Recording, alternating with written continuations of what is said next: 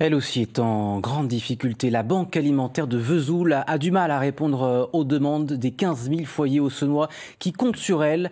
Le problème, c'est que les dons des grandes surfaces sont en baisse, mais vous allez le voir, les bénévoles ne ménagent pas leurs efforts. Emmanuel Rivalin et Antoine Laroche. 8 heures, le retour de la ramasse, les denrées récoltées dans les supermarchés.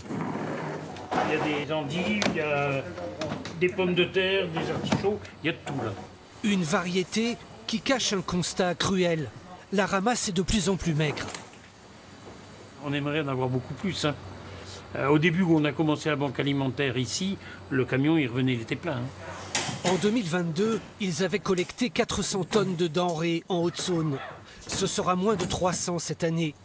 Difficile dans ces conditions de reconstituer les stocks.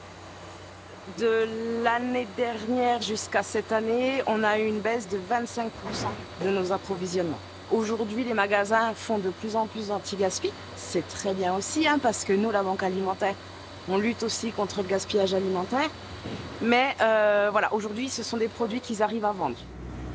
Pour les bénévoles, pas question de baisser les bras. Il faut convaincre toujours plus de grandes et moyennes surfaces. Salut, tu vas bien? Ça va, toi? Salut. Aujourd'hui, il n'y a pas grand-chose, il n'y a que 60 kilos. Ben, c'est déjà pas mal. Ce responsable des stocks donne volontiers ce qu'il ne peut vendre, tout en gardant un principe de réalité proche du zéro faute. Vous aimeriez donner plus? Bah si, en principe, si je donne plus, c'est qu'on vend moins. pour mon boulot, c'est pas bon. On est tous pareils. Retour au local de la banque alimentaire. Comme on a des produits qui sont à durée très courte, il faut qu'on les livre absolument aujourd'hui. Moins de denrées, cela implique aussi un tri beaucoup plus précis désormais. Si c'est un petit peu talé comme ça, c'est quand même bon, comme chez soi. Mais ça, non, il y a de la pourriture. Non, voilà, ça on peut pas mettre. Il faut quand même que ça soit sain. Dans une période où les bénéficiaires n'ont jamais été aussi nombreux, la banque alimentaire se tourne désormais vers les privés, propriétaires de vergers, ou comme ici de choux, après une année exceptionnelle.